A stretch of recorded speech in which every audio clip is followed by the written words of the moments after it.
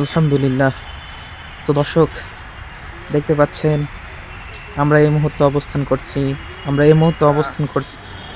সেই বাইতুল মুকাররমের সামনে এসেছি।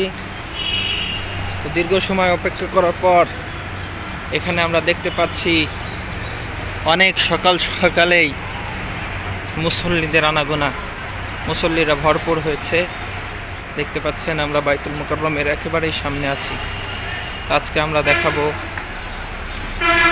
বাইতুল মুকাররম। এখানে আজকে জুমার দিন, হাজার হাজার জনতা আসবে এখানে। আজকে আমরা দেখাবো পুরা ভিডিওটি আপনাদেরকে।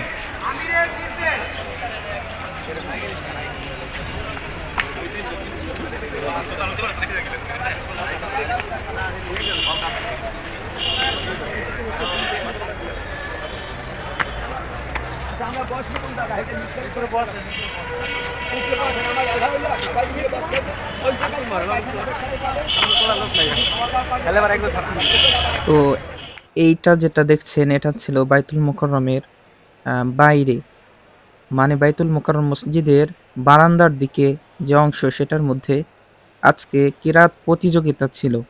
7টি দেশের কিরাত প্রতিযোগিতা ছিল। তো সেই কিরাত প্রতিযোগিতার জন্য আজকের এই অনুষ্ঠানের সাজগোজ এখানে করা হয়। এই মঞ্চ এখানে বানানো হয়েছে। তো মাশাআল্লাহ, দেখতে অনেক সুন্দর ছিল, আমাদের মনের মতোই হয়েছে। তারপর আমরা ঘুরতে ঘুরতে চলে আসলাম বাইতুল মুকাররমের একদম ভিতরে, যেখানে আব্দুল মালিক সাহেব তিনি নামাজ পড়াবেন। তো আমরা সেই জায়গাটাই যাওয়ার চেষ্টা করছি।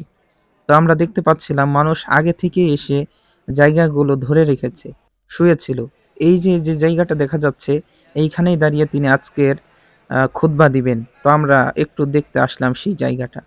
তো দেখতে পাচ্ছেন কিছু লোক ওইখানে দাঁড়িয়ে ছবিও তুলছে।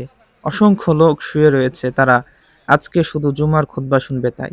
এরপর আমরা চলে আসলাম বাইতুল মুকাররমের বাম সাইডের দিকে। তো এই জায়গাটা অনেক বড়, অনেক প্রশস্ত।